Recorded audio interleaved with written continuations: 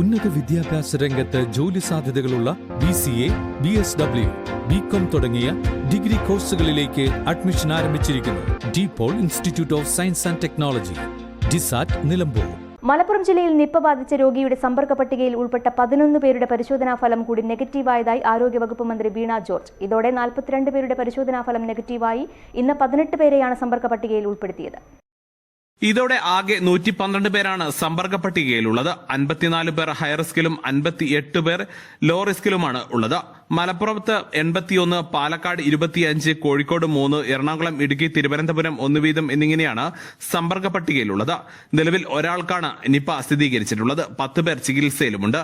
2 പേർ ICUവിൽ ചികിത്സയിലാണ്.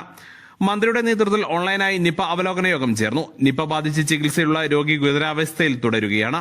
ഹൈറിസ്ക് പട്ടികയിലുള്ള 10 പേർക്ക് പ്രൊഫൈലാക്സിസ് ചികിത്സ നൽകി വരുന്നു. ഫീവർ സർവൈലൻസിന്റെ ഭാഗമായി ഇന്ന് 2087 വീടുകൾ പരിശീലനം സിദ്ധിച്ച ആരോഗ്യ പ്രവർത്തകർ സന്ദർശിച്ചു. ഇതുവരെ ആകെ 3868 വീടുകളാണ് സന്ദർശിച്ചത്. 87% ഹൌസ് വിസിറ്റ് പൂർത്തിയാക്കി.